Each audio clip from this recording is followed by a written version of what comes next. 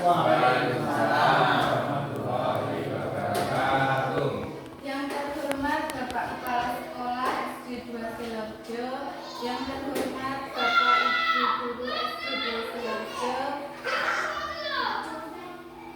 Pertama-tama marilah kita panjatkan puji syukur kehadiran Tuhan Yang Maha Esa, yang mana pada hari ini kita masih berkumpul di sini dalam keadaan sehat. Amin. Bapak Ibu, di sini saya akan menyampaikan tentang menyebarkan pemahaman dan pengalaman penerapan budaya positif.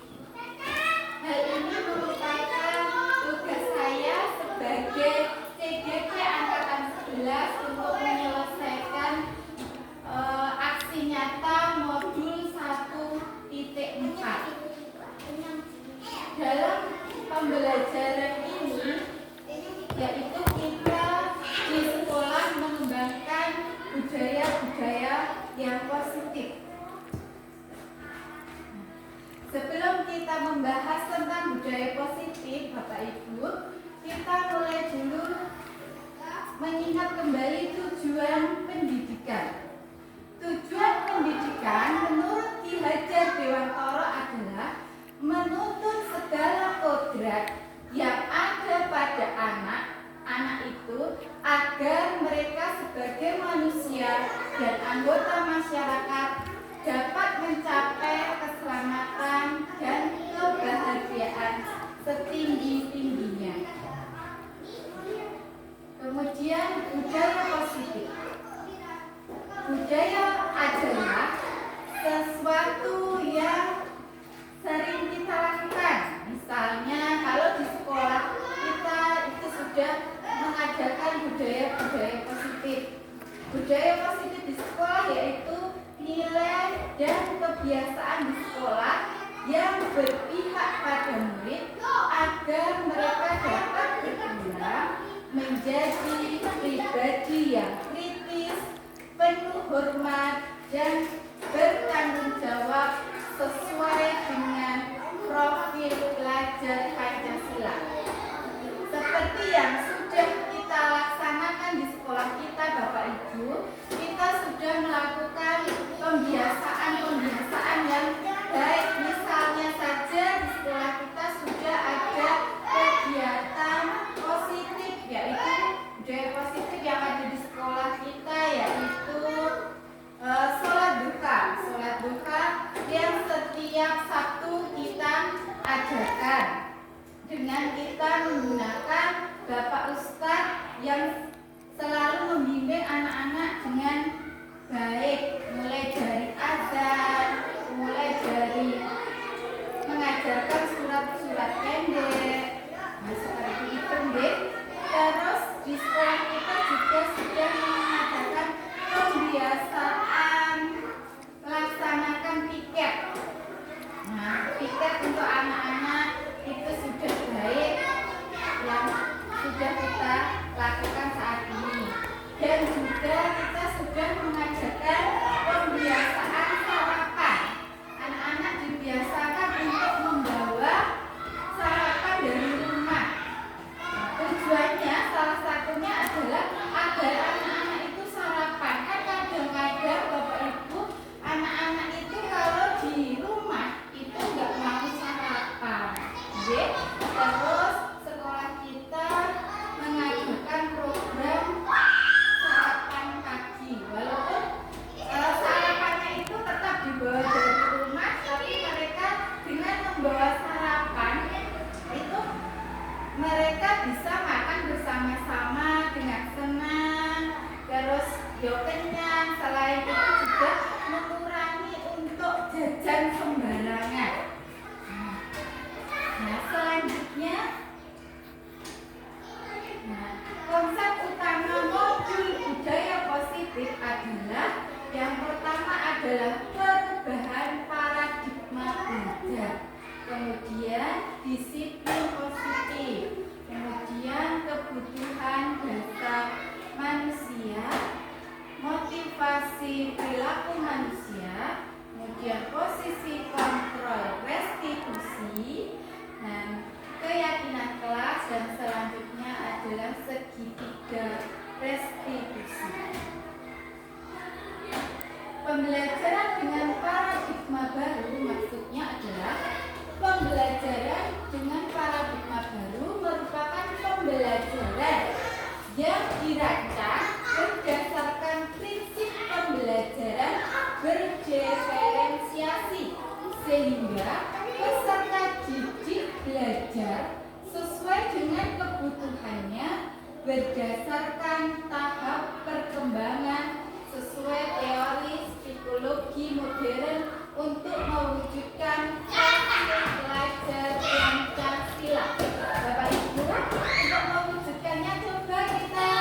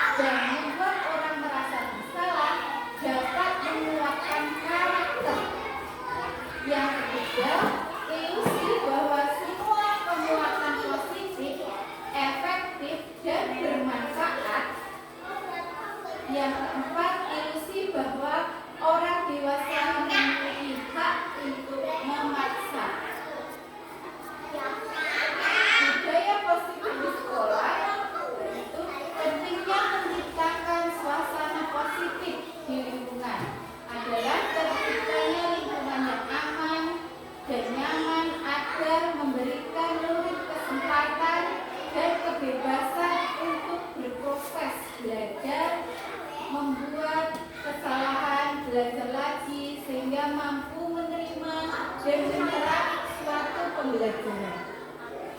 Lingkungan positif dan kesiapsiagaan guru untuk membantu siswa, maka siswa dan orang tua tidak akan ragu dan merasa terintimidasi bertanya karena guru merangkul semua siswa.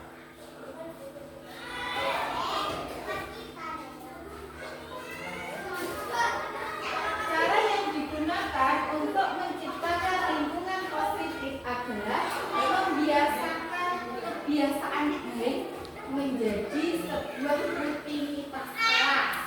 Menciptakan lingkungan positif diantaranya yang pertama, suasana menyenangkan, kondusif, aman dan nyaman, sikap guru yang terbuka dan sangat semangat untuk belajar hal baru yang menciptakan pembelajaran berpihak pada murid. Adanya kolaborasi yang positif antara ekosistem sekolah untuk mewujudkan visi yang dilakukan secara konsisten dan berkesinambungan. Yang kedua, saya menciptakan lingkungan positif yang dimulai dari diri sendiri. Kemudian memberikan contoh positif sebelum saya mengajak yang lain, melakukan kolaborasi positif dengan berbagai pihak untuk menjalankan disiplin positif di lingkungan sekolah. Nah, misalnya disiplin positif yang saya lakukan di sekolah agar menjadikan contoh bagi anak-anak, misalnya adalah menggunakan pakaian sesuai dengan harinya, menggunakan pakaian yang rapi dan sopan, kemudian berangkat tepat waktu. Itu salah satu contoh yang saya ajarkan dan semoga itu bisa menjadikan teladan bagi anak-anak didik kita. Walaupun hanya sekedar hanya berpakaian, menggunakan pakaian yang rapi, itu sudah merupakan contoh bagi anak. Karena kita adalah sebagai guru, itu biasanya kita itu ditiru. Anak-anak pun lebih percaya dengan apa yang guru katakan daripada apa yang dikatakan oleh orang tua. Misalnya saja kalau guru menyuruh memakai sepatu hitam, nah anak-anak itu pasti juga nurut. Tapi kalau orang tuanya, anak-anak kadang rodok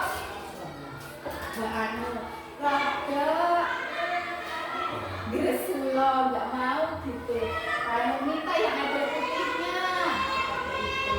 Nah, tapi kalau guru yang bilang itu pasti nurut. Yang selanjutnya adalah disiplin positif. Apakah makna disiplin?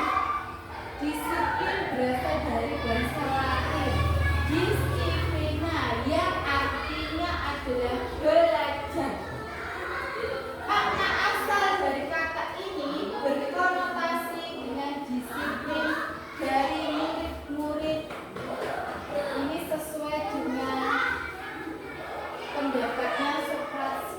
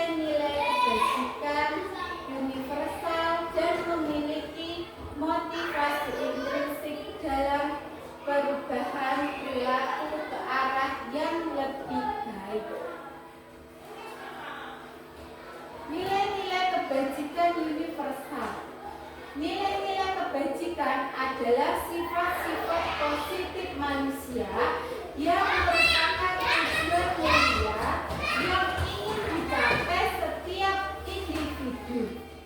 Nilai-nilai tersebut bersifat universal dan lintas bahasa, suku bangsa, agama, maupun latar belakang.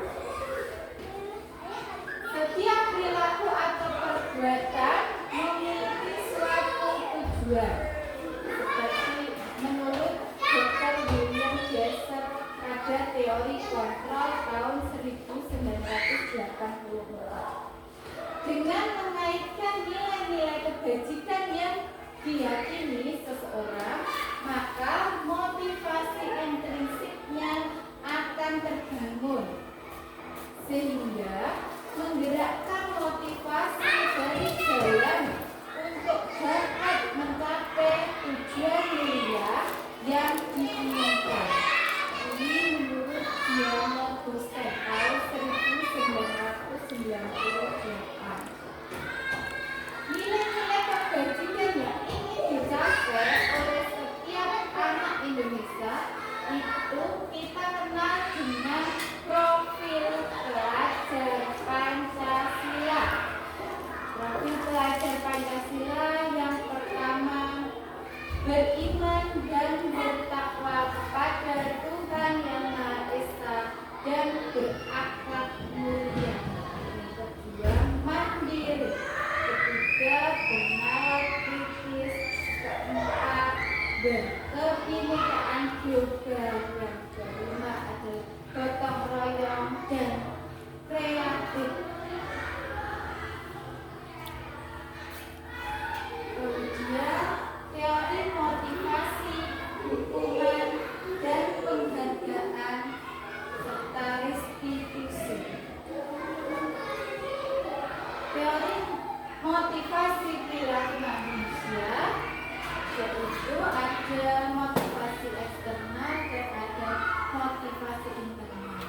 Yang pertama, untuk menghindari ketidaknyamanan atau hukuman, apa yang akan terjadi apabila saya tidak melakukannya.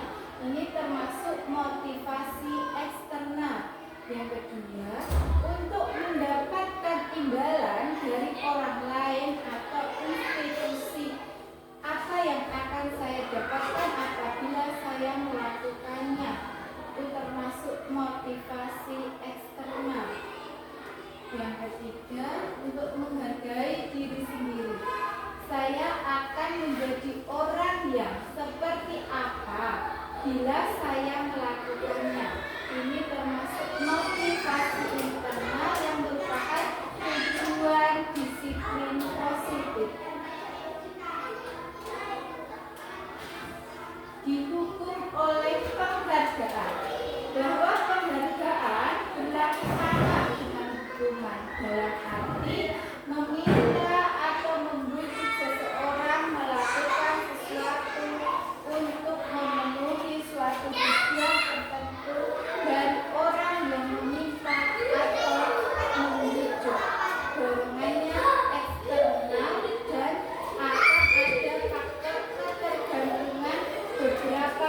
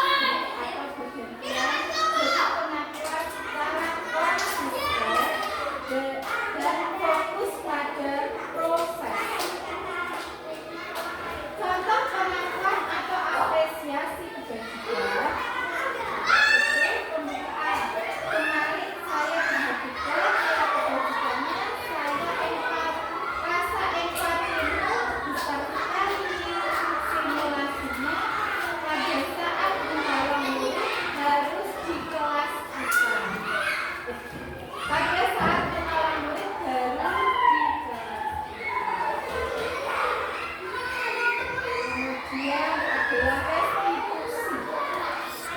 Apa itu restitusi? Restitusi adalah proses menciptakan kondisi bagi murid untuk memperbaiki kesalahan mereka sehingga mereka bisa kembali pada kelompok mereka dengan karakternya yang lebih kuat. Restitusi juga merupakan proses kolaborasi yang mengajarkan murid untuk mencari solusi untuk masalah mereka, membantu murid berpikir tentang orang seperti apa yang mereka inginkan menjadi tujuan dunia, dan bagaimana mereka harus memperlakukan orang lain. Ini menurut Gibson tahun 2004. Kemudian ciri-ciri restitusi. Ciri-ciri restitusi yang pertama, bukan untuk menebus kesalahan, namun untuk belajar dari kesalahan. Yang kedua, memperbaiki hubungan. Ketiga, tawaran bukan paksaan. Yang keempat, restitusi menuntut untuk melihat ke dalam diri. Yang kelima, restitusi mencari kebutuhan dasar yang mendasari tindakan. Keempat, restitusi diri adalah cara yang paling baik. Restitusi fokus pada karakter, bukan tindakan.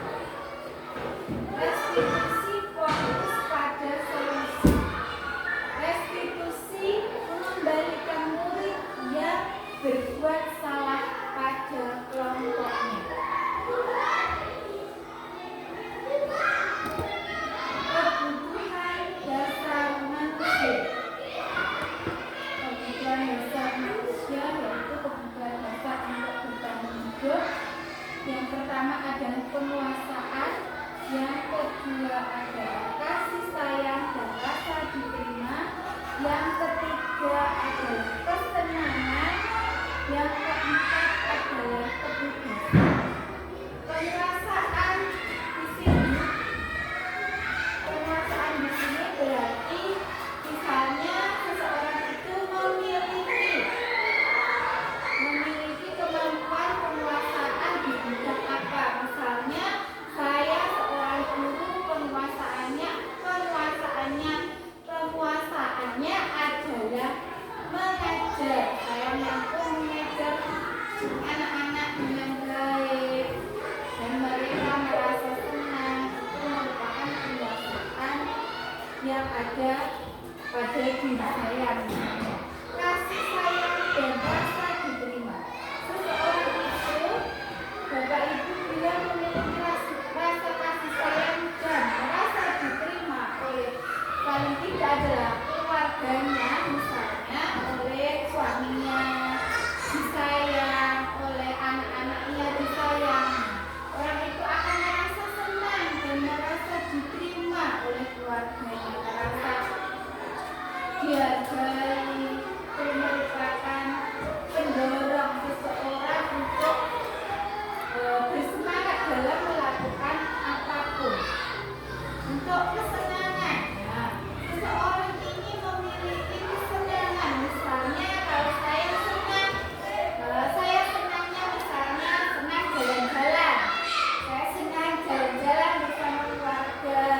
Saya senang makan-makan di luar. Itu suatu kesenangan yang saya miliki. Itu harus kita harus senang agar kita memiliki semangat untuk hidup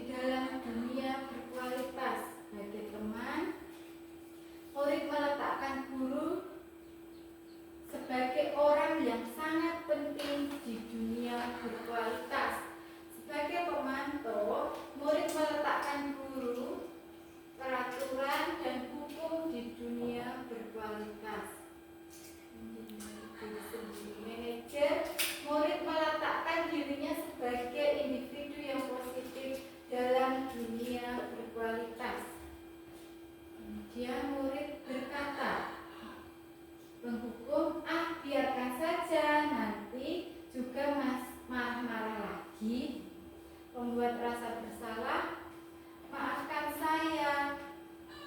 Sebagai teman, saya pikir bapak atau ibu teman saya ternyata begitu. Sebagai pemantau, berapa banyak bintang yang saya harus peroleh, berapa halaman yang harus saya tulis. Sebagai manajer, bagaimana caranya saya bisa memperbaiki keadaan. Dampak pada murid mengulangi kesalahan, berbuat rasa bersalah, merasa rendah diri, teman, lemah, tidak mandiri, tergantung. Terus posisi sebagai pemantau, menitik beratkan pada saksi atau hadiah untuk dirinya. Sebagai manajer, mengevaluasi diri, bagaimana cara memperbaiki diri.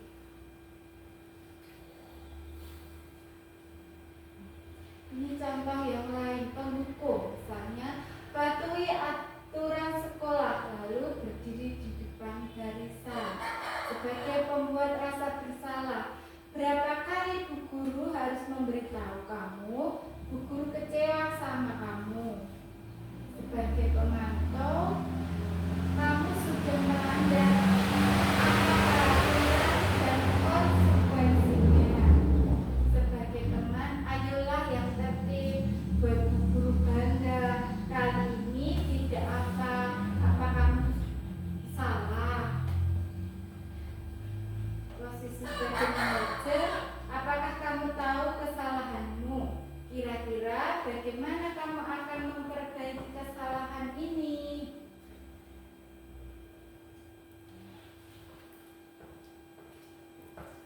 Ya, sebagai posisi kontrol, kita sebagai guru harus memiliki posisi kontrol ini ya Bapak Ibu, yaitu yang pertama penghukum, pembuat rasa bersalah, pemantau, manajer, dan teman. Kemudian adalah keyakinan kelas. Selanjutnya, keyakinan kelas adalah pernyataan-pernyataan yang disepakati bersama oleh guru dan murid untuk menjadi pedoman dalam bersikap dan berperilaku di kelas. Jadi Bapak Ibu, apakah di sini sudah ada yang melakukan keyakinan kelas? Sudah. Oh ya. Terus keyakinan kelasnya, anak-anak merasa senang atau tidak dengan keyakinan kelas yang sudah mereka sepakati? Senang. Sudah mereka lakukan? Senang. Ya, semoga dengan keyakinan kelas yang sudah dibuat anak-anak, itu kan sudah merupakan kesepakatan kita bersama ya, kesepakatan antara guru dan murid. Jadi anak-anak juga guru diharapkan melaksanakan keyakinan kelas yang sudah kita buat. Budaya positif itu akan menimbulkan lingkungan yang positif, kemudian menimbulkan keyakinan kelas dan peraturan kelas.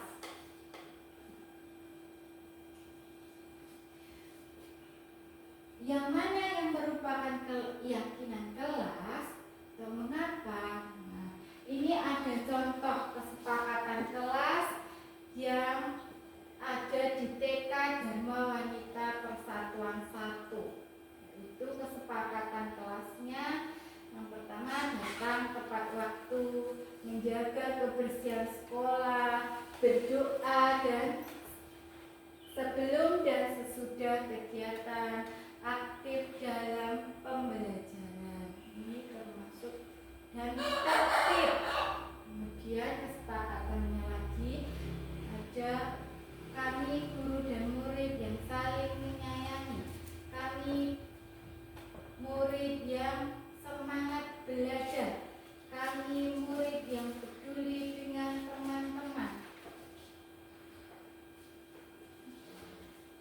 Kegiatan pendalaman kelas dibuat dengan menggunakan tabel T dan Y, ya.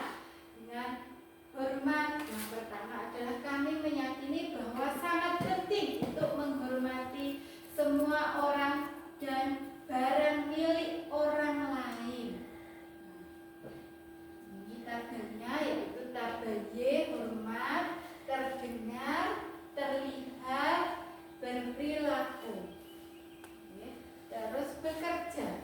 Kami meyakini bahwa sangat penting untuk mengerjakan segala pekerjaan atau mengikuti kegiatan yang telah ditugaskan. Nah, tabelnya begini: bekerja, terdengar, terlihat, berperilaku.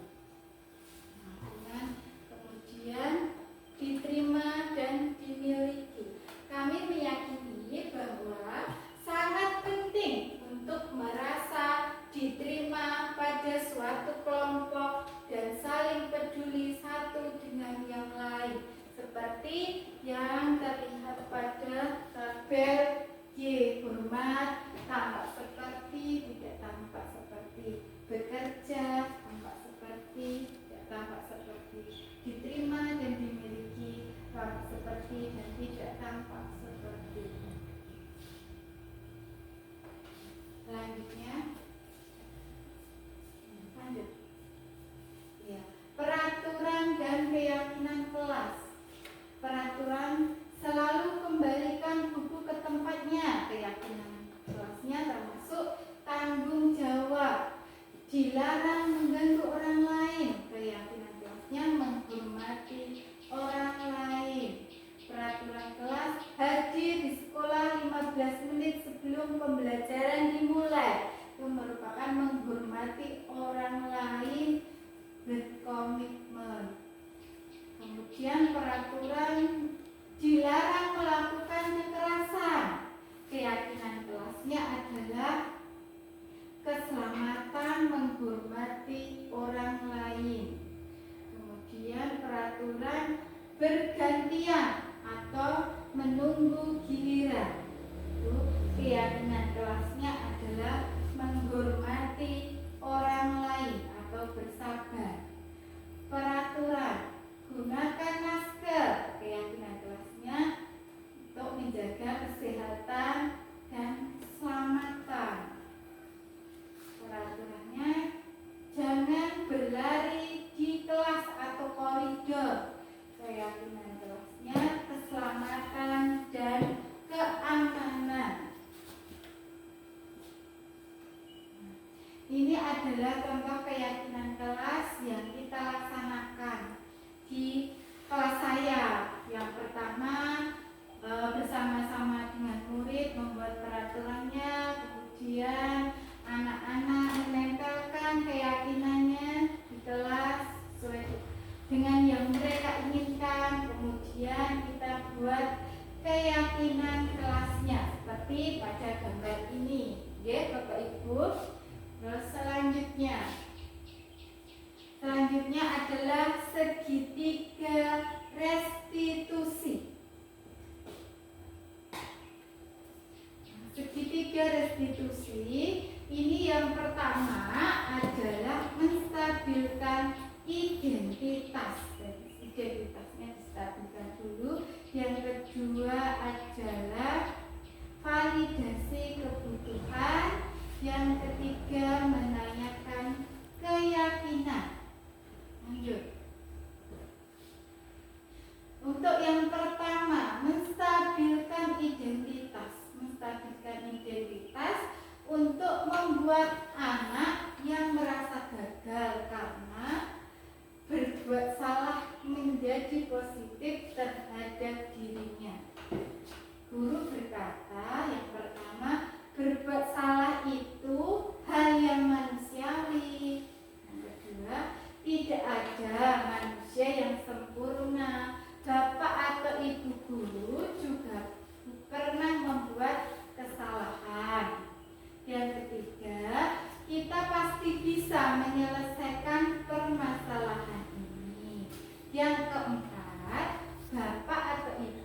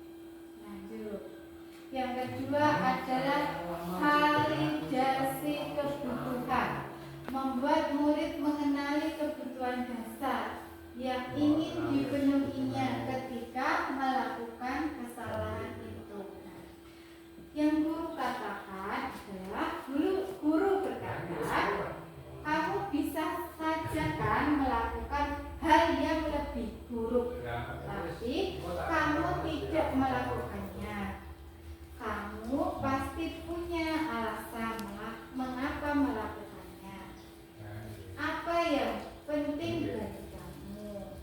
Kamu boleh tetap berusaha menjaga sikap itu, tapi tambahkan sikap yang lain atau yang baru.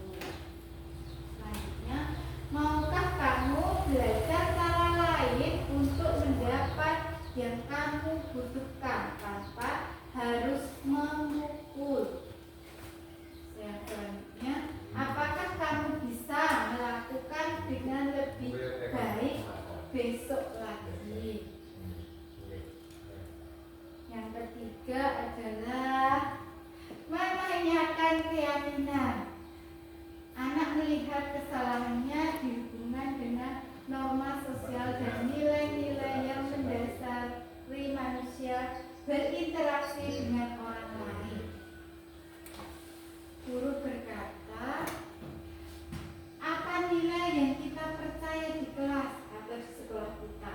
Nilai-nilai universal yang ada, yang universal apa yang telah kita sepakati. Kelas yang ideal itu seperti apa sih? Kamu ingin jadi anak seperti apa? Apa yang kamu rasakan ketika kamu melakukan itu? Kamu menjadi orang yang seperti apa? Kemudian kesimpulan. Kesimpulannya adalah yang pertama, disiplin positif. Teori kontrol atau teori pilihan menurut Dr. William Glasser. Itu yang pertama, Anda tidak bisa mengontrol orang lain, hanya Anda yang bisa mengontrol diri Anda. Makna disiplin, belajar kontrol diri dengan menggali potensi kita agar tercapai tujuan mulia, yaitu sesuatu menjadi seseorang yang kita inginkan berdasarkan nilai-nilai yang kita hargai. Semua perilaku memiliki tujuan. Yang pertama, teori motivasi. Yang pertama, untuk menghindari hukuman, untuk mendapatkan imbalan. Ketiga, untuk menghargai diri sendiri. Nilai-nilai kebajikan universal, yaitu keyakinan kelas. Model berpikir menang-menang, kolaborasi dan konsensus menciptakan pilihan-pilihan baru. Itu 5 posisi kontrol: menghukum, membuat rasa bersalah, teman, pemantau, dan manajer. Kemudian segitiga restitusi. Yang pertama, menstabilkan identitas. Yang kedua, validasi kebutuhan. Yang ketiga, menanyakan keyakinan. Yang selanjutnya adalah realitas atau kebutuhan kita berbeda. Kita berusaha memahami pandangan orang lain tentang dunia, seperti orang memiliki gambaran berbeda. Itu 5 kebutuhan dasar manusia. Yang pertama, bertahan hidup, penguasaan, kasih sayang, dan rasa diterima, kesenangan, dan kebebasan.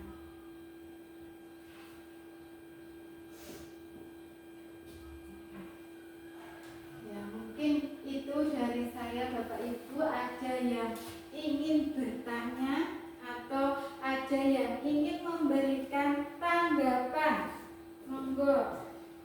Ya, maaf Bu Dina, izin bertanya. Terima kasih sebelumnya.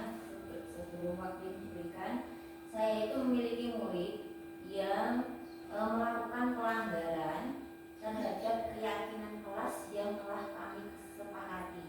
Saya sudah memberikan sanksi sesuai dengan kesepakatan tersebut. Tetapi anak tersebut itu sering kali mengulanginya. Jadi seperti sanksi itu tidak membuat dia jerah. Nah, maksudnya berarti pertanyaan saya, apa yang harus saya lakukan setelah ini? Kenapa anak itu terus berulang kali melakukan kesalahan, sementara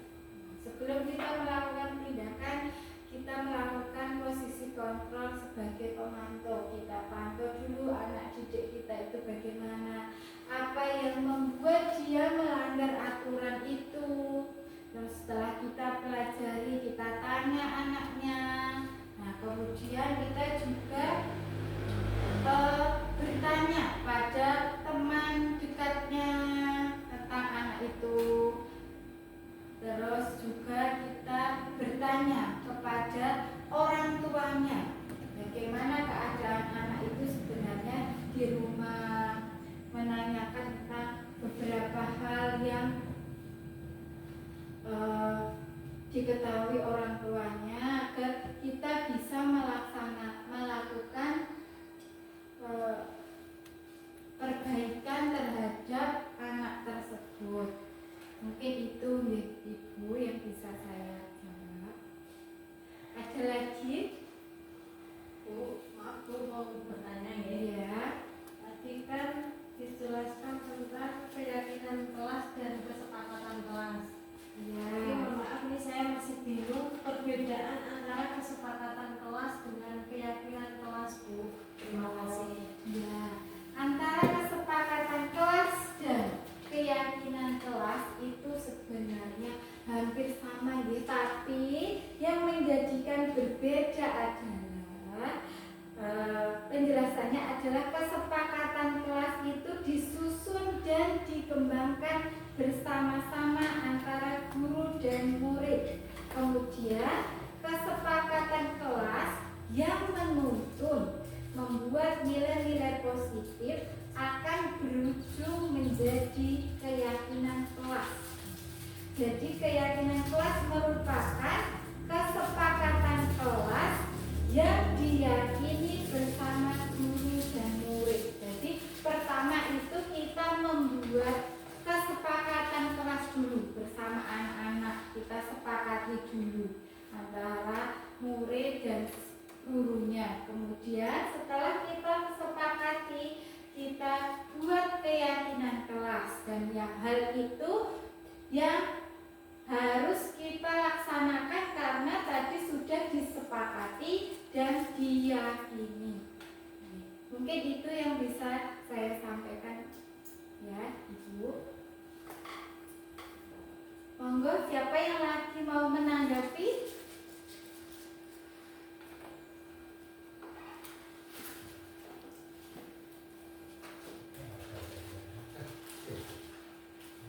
Cukup?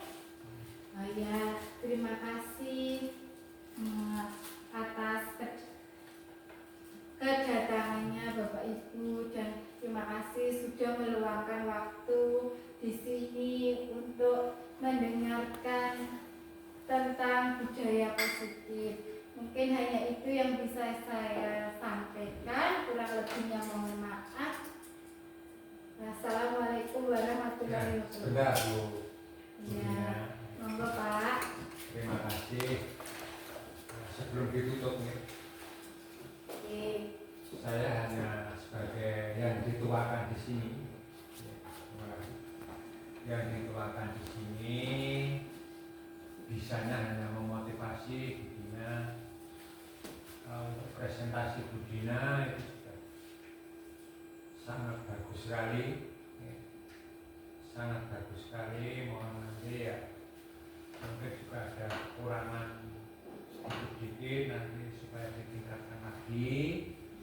Saya hanya menambah sedikit, mungkin ya nanti bisa untuk jadi referensi Budina kaitannya dengan masalah anak didik kita. Memang kita sebagai guru, terutama yang kelas-kelas bawah ya, yang kelas-kelas bawah itu memang membutuhkan ketelatenan, kesabaran, bahkan jangan bosan-bosan untuk selalu berkoordinasi dengan orang tua murid, supaya di rumah itu anaknya atau putranya itu dibimbing. Jangan hanya mengandalkan dari sekolah saja, karena waktu yang lebih banyak itu di rumah. Itu nanti mohon nanti Budina ya, dan teman-teman yang lain, tidak hanya Budina ini khususnya, supaya selalu berkoordinasi dengan orang tua murid. Sekali lagi untuk presentasi Budina itu sudah bagus, saya apresiasi, luar biasa bagus ya.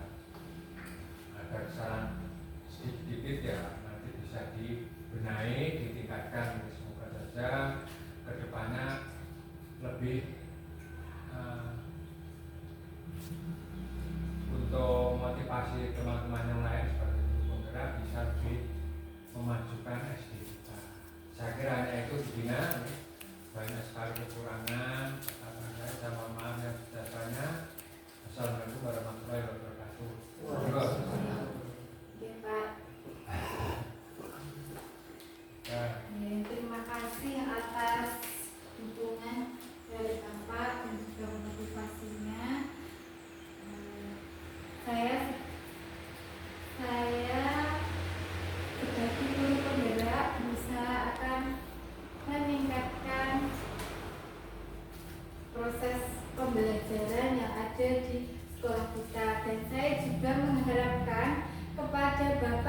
yang lain untuk mengikuti saya menjadi guru penggerak. Semoga menjadi inspirasi Bu Dina. Semoga gitu, saya ya. menjadi inspirasi bagi semua bapak ibu guru di sini untuk terus bergerak, tergerak dan menggerakkan. Tangan betul. Ya. Ya enggak apa-apa itu. Betul. Mungkin itu yang bisa saya sampaikan Bapak Ibu, kurang lebihnya mohon maaf. Wassalamualaikum warahmatullahi wabarakatuh. Waalaikumsalam.